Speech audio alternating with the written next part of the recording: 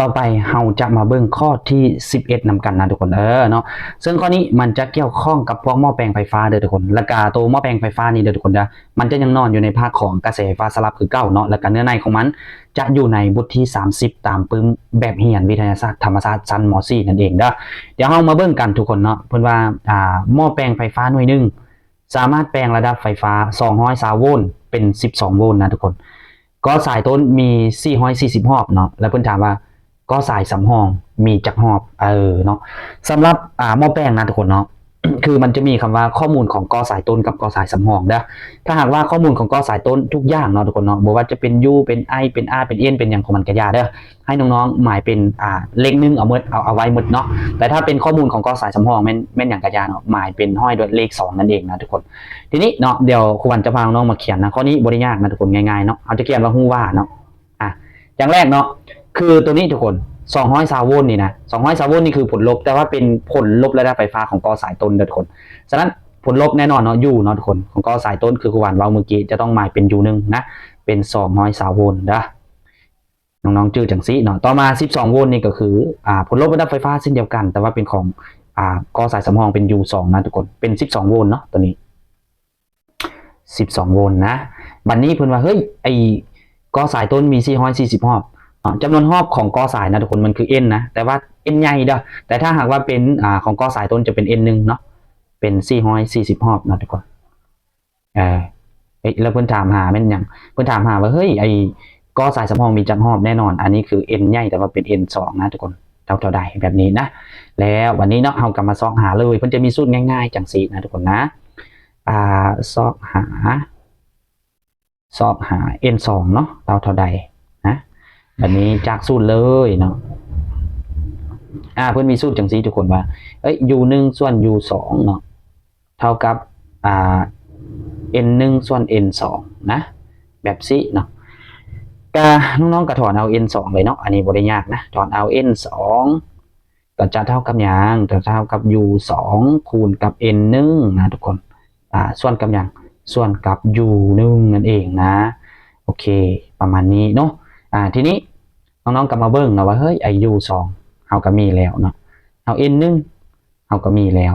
u1 เฮาก็มีแล้วบัดนี้ก็แทนค่าเข้าไปปกตินะเวลาแทนค่า u2 เนาะทุกคนแน่นอนเฮาก็หมายเป็น12เนาะคูณกับ n1 เป็น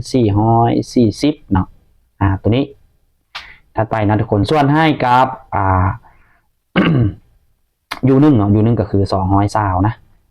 วันนี้นะทุกคนก็ให้น้องๆปรับก็ได้เนาะตัวนี้440นี่นะทุกคนมันก็เทียบเท่ากับอย่างเทียบเท่ากับ220คูณกับ2นั่นเองเนาะฉะนั้นมาฮอตบอลจุดนี้นะน้องๆสามารถเขียนได้อย่างนี้เนาะว่าเป็น12เนาะคูณกับ220เนาะ220คูณกับ2แบบนี้ได้เลยนะทุกคนบ่มีปัญหานะส่วนให้กับ220เนาะวันนี้ก็220กับ220เนาะทุกคนหารกันไปเหลือ1หรือว่าคัดกันไปนั่นแหละคือเฮาเว้าหั่นแหละเนาะวันนี้เหลืออย่างเหลือแต่12คูณ2นะทุกคนแสดงว่าเฮ้ยไอ้ n2 ของเฮานี้เนาะมันเท่ากับ12คูณ2ก็คือ24นะทุกคนเนาะ24หยัง n2 ก็คือแน่นอนเนาะจำนวนรอบก็คือ24รอบนั่นเองเนาะ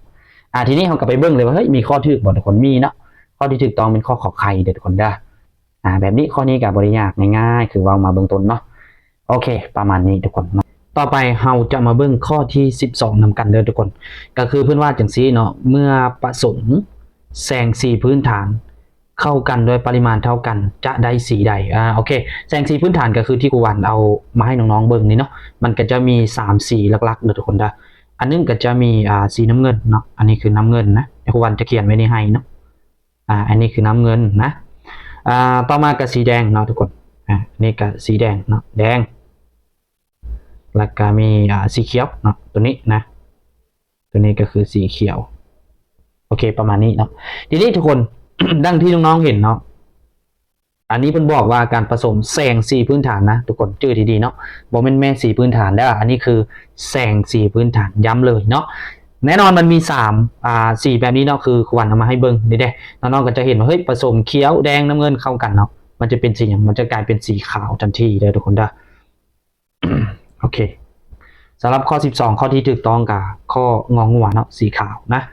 บัดนี้ทุกคนเราจะมาเบิ่งข้อที่13เนาะสำหรับข้อที่13เนี่ยนะทุกคนมันจะเกี่ยวข้องกับเลนเด้อซึ่งข้อนี้จะเป็นเกี่ยวกับเลนสวดเนาะแล้วก็ตัวเนื้อในบทเรียนของมันเนาะทุกคนเกี่ยวกับเลนนี่นะมันจะอยู่ตามปึ้มแบบเฮียนเนาะบทที่35เด้อทุกคนเด้อหรือว่าตาม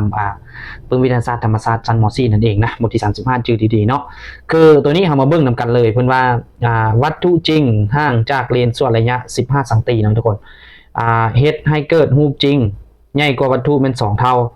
ระยะสุ่มของเลนมีค่าเท่าใดโอเคเนาะเดี๋ยววันจะพาน้องๆมาเขียนสิ่งที่ฮู้ก่อนเนาะเขียนว่าฮู้ว่านะทุกคนเนาะเอามาเบิ่งนี่เด้อทุกคนเด้อให้น้องๆชื่อจังซี่เนาะระยะแต่วัตถุเนาะบอกว่าจะเป็นระยะวัตถุจริงวัตถุลวงอย่างกระยาเด้อมาหาเลนนี่นะบอกว่าจะเป็นเลนสวดเลนรูปกระยาเนาะเพิ่นว่าระยะแต่วัตถุหาเลนนี่มันคือ s เด้อทุกคนเนาะในข้อนี้เพิ่นให้มา15สังตีเนาะเฮาก็หมายว่าขอโทษเฮาก็หมายว่า s เท่ากับ15สังตีนะแล้วก็ตัวนี้เนาะเพิ่นว่าเกินรูปเนาะจริงใหญ่กว่าวัตถุ2เท่านี่คือขนาดของรูปเนาะทุกคนเนาะจะใหญ่กว่าขนาดของวัตถุ2เท่าหมายความว่าขนาดของรูปนะทุกคนมันจะหมายเป็น a ขีด b ขีดนะแล้วก็เท่า2เนาะแล้วก็ขนาดของวัตถุจะเป็น ab ก็คือ a ขีด b ขีดเท่า2 ab นั่นเองเนาะต่อมาก็คือว่าเฮ้ยไอระยะสุ่มของเลนสวดตัวนี้นี่มีเท่าใดเนาะระยะสุ่มก็คือ f น้อยนะทุกคนง่ายๆจังซี่เนาะทีนี้การแก้ตัวนี้ข้อนี้มันก็มีอยู่2แบบนะทุกคนเนาะแล้วแต่น้องๆจะเขียนแต่ว่าควรจะแนะนำวิธีนี้เนาะอย่างแรกเนาะควรจะไปเขียนสูตรว่าซอกหา f น้อยนี่เลยเด้อทุกคนแล้วก็หมายเป็นสมผลหนึ่งเอาไว้นะโอเคเดี๋ยวเราซอกหา f เนาะเท่าใดนะจากสูตรเนาะเพิ่นมีสูตรง่ายๆให้เลยตรงนี้นะจากสูตรว่า1ส่วน f นะทุกคนเท่ากับ1ส่วน s เนาะบวกกับ1ส่วน s ขีดเนาะสำหรับ s ก็คือระยะวัตถุเนาะหาเลนเนาะแล้วก็ s ขีดก็คือระยะรูปที่เกิดขึ้นหาเลนนั่นเองนะทุกคนทีนี้เราจะหมายเป็นสมผลที่1เอาไว้นะทุกคนหมายเป็นสมผลที่1เอาไว้เป็นยังต้องหมายเป็นสมผล1เนาะกรณีนี้เราต้องหมายเป็นสมผล1เอาไว้เนื่องจากว่าเราบ่รู้ s ขีดนะทุกคนบัดนี้เนาะเราจะไปใช้สูตรอีกตัวนึงคือไปซอกหาตัว s ขีดนี่นะทุกคนเนาะเพิ่นจะมีสูตรว่าจังซี่เด้อเพิ่นจะมีสูตรว่า a ขีด b ขีดเนาะขนาดของรูปนี่นะส่วนให้กับ ab เนาะส่วนให้กับขนาดว่าง่ายคือว่าขนาดของรูปส่วนกับขนาดของวัตถุเนาะเท่ากับระยะรูปส่วนกับระยะวัตถุเนาะเท่ากับ s ขีดส่วน s นั่นเองนะทุกคนกาตัวนี้เนาะทุกคนมันง่ายแล้วบัดนี้เพราะอย่างเพราะว่าเฮารู้แล้วว่าเฮ้ยไอ้ a ขีด b ขีดเฮากำหนดมาแล้วเนาะว่าเท่า2 ab เด้เนาะทีนี้บัดนี้นะทุกคนบอลใดที่มี a ขีด b ขีดเฮาก็เอา2 ab มาแทนใส่นะ2 ab แทนเสร็จปุ๊บได้จะประมาณนี้เนาะทางรูปก็เป็น ab คือเก่าเนาะแล้วก็ s ขีดก็เอาไว้คือเก่าเนาะแต่ว่า s นี่เพิ่นให้มาแล้วมันบ่ทุกคน s นี่มัน15สังตีเฮาก็แทนใส่เลยเนาะบัดนี้เนาะเฮาก็คัดตัวนี้ออกไปเนาะ ab กับ ab เนาะหารกันออกไปเนาะทุกคนแล้วบัดนี้เฮาต้องการ s ขีดบ่ทุกคนเฮาก็ถอน s ขีดเนาะโดยย้าย15นี่ข้ามฝากนั่นทุกคนเนาะเพราะว่าตัวนี้คือเลขหารเด้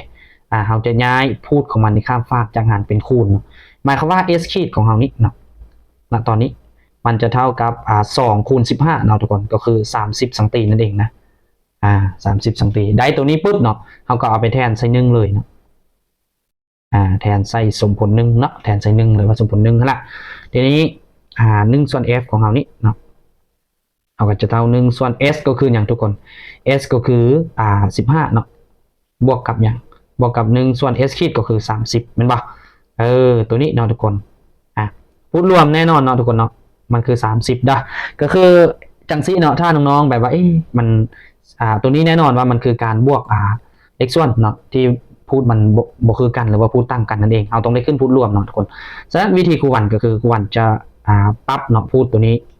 ให้มันคือพูดตัวนี้ได้ทุกคนให้มันเท่ากับ30นั่นเองเนาะครูวันจะคูณเป็น2ส่วน2เนาะเข้าในพจน์แรกตัวนี้นะวันนี้เนาะสิ่งที่เกิดขึ้นนะทุกคนตัวนี้เนาะ2คูณ15ก็จะเป็น30มันพอเท่ากับตัวนี้เมื่อพูดมันคือกันแล้วเนาะแน่นอนเราก็รักษาพูดเอาไว้เนาะแล้วก็เอาจำนวนพูดบวกจำนวนพูดนะทุกคนอันนี้1คูณ2ก็เป็น2เนาะบวกให้กับ1นะมันก็จะเท่ากับเท่าใดเนาะเท่ากับ3เนาะส่วน30นะทุกคนทีนี้หมายความว่า1ส่วน f เนาะเท่ากับ3ส่วน30เด้อทุกคนทีนี้น้องๆก็ถอนเอา f เลยเนาะ f น้อยก็จะบีนกันเนาะทุกคนตัวนี้ให้เอาลูมขึ้นเทิงเนาะแล้วก็เอาเทิงนี้ลงมาลูมนะเป็น30ส่วน3เนาะก็จะเท่า10สังตีเด้อ และการจุดนี้เนาะทุกคนครูวันได้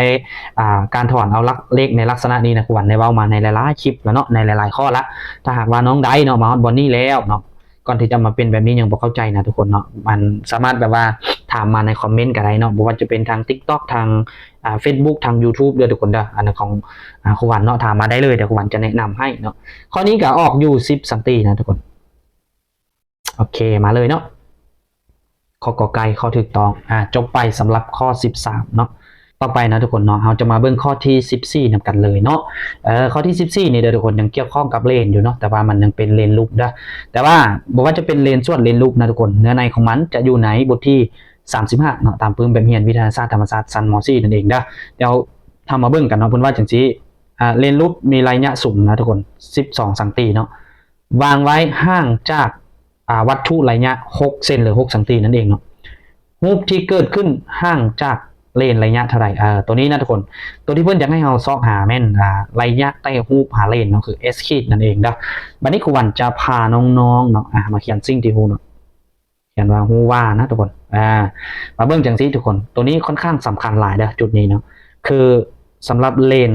รูปนะทุกคนเนาะเพื่อนให้มาระยะสูงแม่น12สังตีเป็นบอกแต่ว่าหลักการของมันเด้อทุกคนสำหรับเลนรูปเด้อเพื่อนว่าจะมีระยะสูงเป็นค่าลบเนาะตัวนี้เพื่อนให้12มาเนาะแสดงว่า f ของเฮานี้เนาะเราต้องเขียนว่า f นี่เท่ากับ-12เลยทุกคน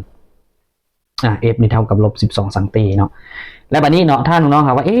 แล้วไอ้ข้อ13นี่นะครูวันเป็นอย่างเวลาเราซอก f ออกมาเนาะมันจึงเป็นค่าบวกคือบ่เป็นค่าลบสินะน้องๆต้องเข้าใจอย่างนี้สำหรับข้อ13ทุกคนมันคือเลนส่วนเนาะเลนส่วนจะมีระยะสูงเป็นค่าบวกเนาะแล้วก็เลนรูปจะมีระยะสูงเป็นค่าลบเนาะทุกครั้งเลยเด้อให้น้องๆชื่ออันนี้นะถ้าเพิ่นติดลบมาให้เลยก็ดีถ้าบ่ติดคือข้อนี้เนาะเวลามาเขียนสิ่งที่ฮู้หรือไปคิดรายเลขน้องๆต้องติดลบใส่อันนี้ชื่อให้ขึ้นใจนะทุกคนบัดนี้มาเบิ่งต่อเนาะเพิ่นว่าเฮ้ยไอ้วางเลนตัวนี้ห่างจากวัตถุระยะ6เซนหรือ6สังตีเนาะระยะใต้วัตถุหาเลนก็คือ s นะทุกคนเป็น6สังตีนั่นเองเนาะแล้วก็ซองหาแม่น s ขีดเนาะระยะใต้รูปหาเลนเด้อ s ขีดนี่เท่าใดเนาะข้อนี้ก็ง่ายๆทุกคนบ่มีหยังยากเลยนะให้มาเบิ่งนี่เนาะเราจะใช้สูตรของข้อ13นี่แหละทุกคนเนาะก็คือ1ส่วน f เท่ากับ1ส่วน s เนาะบวก1ส่วน s ขีดนี่แหละเนาะก็ไปซองหา s ขีดเด้อจะไปซองหาs ขีดนะทุกคนเท่าใดเนาะจากสูตรนะจากสูตร1ส่วน f เนาะเท่ากับ1ส่วน s เนาะบวก1ส่วน s ขีดเนาะทุกคนนะเบื้องต้นเนาะเราอยากได้เป็น s ขีดเป็นบ่ก็ให้น้องๆเขียนว่าเฮ้ยถอนเอา s ขีดบ่แม่นถอนเอา s ขีดเนาะเดี๋ยวจังซี่ทุกคนเนาะจะถอนเอา s ขีดเลยก็ได้นั่นแหละสำหรับครูวันนะเนาะแต่ว่าสำหรับน้องๆที่ยังบ่มีพื้นฐานให้เฮ็ดเดี๋ยวนี้ก่อนเด้อทุกคนถอนเอา1ส่วนs ขีดก่อนเนาะวันนี้เนาะเราก็จะเท่ากับอย่างไหนถอนเอา1ส่วน s ขีดเราก็จะย้ายตัวนี้ข้ามฟากนะทุกคนจากบวกก็เป็นลบเนาะสรุปแล้ว1ส่วน s ขีดจะเท่า1ส่วน f เนาะลบ1ส่วน s ประมาณนี้เนาะเราก็มาขึ้นผู้ร่วมตัวนี้นะทุกคนนะการขึ้นผู้ร่วมตัวนี้แน่นอนเนาะเวลานี้เรายังบ่ได้แทนตัวเลขเขาก็ไล่ธรรมดาเนาะแบบสัญลักษณ์ของมันก็บ่มีปัญหาเลยทุกคนผู้ร่วมให้เราได้เนาะอันนี้เราก็เปรียบเทียบกับว่าเฮ้ยเป็นการลบเลขส่วนที่มีพูดต่างกันนะทุกคนเนาะพูดร่วมได้เราได้สนะถ้าพูดต่างกันเราก็เอาตัวนี้คูณตัวนี้เอาพูดของมันคูณกันเนาะทุกคนพูดร่วมก็คือ f คูณ s เนาะอันนี้เป็นลบเนาะนี่เป็นลบเราก็เขียนลบเอาไว้เนาะแล้วก็เอาพูดของตัวที่2เนาะคูณกว้ให้จำนวนพูดตัวที่1แล้วก็เอาพูดของตัวที่1คูณกว้ให้จำนวนพูดตัวที่2แล้วก็จบเนาะทุกคนอันนี้ก็จะเป็น s ลบ f เนาะs ลบ f น้อยนะทุกคนมาเท่านี้เนาะทุกคนบัดนี้หมายความว่า1ส่วน s ขีดนี่เท่ากับเท่านี้เนาะง่ายละเนาะมันก็เปรียบเสมือนกับข้อผ่านมาข้อ13ก็คือว่า1ส่วน f เนาะเท่ากับ3ส่วน30เป็นบอลทุกคนวิธีนี้คือขวัญเว้าเนาะให้เอาเทิงลงลุ่มเนาะให้เอาลุ่มขอโทษให้เอาลุ่มขึ้นเทิงเนาะแล้วก็ให้เอาเทิงลงลุ่มนะเวลาถอนเอาs ขีดในตำแหน่งนี้เนาะโอเคทีนี้เราถอนเอา s ขีดก็จะเท่ากับ1ส่วน f เนาะคูณกับ s เนาะส่วนให้กับ s ลบกับ f เนาะแทนค่าเข้าไปปกตินะทุกคน f ก็คือ-12นะทุกคนนะคูณให้กับ6เนาะทางรูมเดแบบนี้ทางรูมก็จะกลายเป็นเนาะ กลายเป็น f เนาะ f มันขอโทษเนาะกลายเป็น s นะทุกคน s มัน6เนาะลบให้กับ-12นะลบให้กับ-12เนาะทีนี้ทุกคนตัวนี้เนาะลบตัวนี้มันลบมาจากที่เราถอนมาเมื่อกี้เนาะจากสูตรเลยแล้วก็-12นี่ก็มาจากที่ว่าเฮ้ยหลักการของมันว่าเฮ้ย f ของเลนรูปต้องเป็นค่าลบนะเนาะทีนี้ก็ไล่ปกติเนาะ ไหลปกตินะทุกคนทางเทิงนี้ควรคิดว่าจะเขียนไว้รูปแบบเดิมเนาะเพื่อมันจะคัดได้เบื้องจากตัวเลขนะทุกคนโอเคทางรูมนะทางรูมบวกกันแล้วเป็น18เนาะทุกคนเนาะบวกกันแล้วเป็น18นี่เราสามารถแยกเป็น3คูณ6เนาะทุกคนตัวนี้มันเท่ากับ3คูณ6นะทุกคน3 6 18เนาะเพราะว่าตัวนี้เด้อบวกกันเป็น18เนาะฉะนั้นทำมาแยกเป็นจังซี่ได้3คูณ6นะทุกคน6กับ6คัดกันไปเนาะ6กับ6คัดกันไปเหลืออย่างทุกคนเหลือแต่ลบ12หาร3ก็เท่ากับลบ4เด้อทุกคนเด้อข้อนี้ก็ง่ายๆเนาะออกอยู่ลบ4สังตีนะโอเคเบิ่งดูมีบ่เนาะมีเนาะทุกคนข้อที่ถูกต้องเป็นข้อกอไก่ของมันเด้อตัวนี้ง่ายๆเนาะโอเควันนี้ทุกคนเราจะมาเบิ่งข้อสุดท้ายของซกนี้เลยเนาะของบทเสียงจบสั้นม.4 นี่เด้อเป็นซก2019 ซาวนะทุกคนข้อที่15เนาะข้อนี้บ่ได้แก้เนาะเดี๋ยวเพื่อนว่าจังซี่ทุกคนสำหรับคนสายตาปกตินะโอ้อันนี้บ่ถึงนะสายตานะทุกคนนะสายตาปกติเนาะเบิ่งเห็นวัตถุแจ้งชัดเจนไกลสุดแม่นเท่าใดนะทุกคนย้ำนะไกลสุดนะแล้วก็เบิ่งแบบแจ้งชัดเจนอีกเนาะไกลสุดแม่นเท่าใด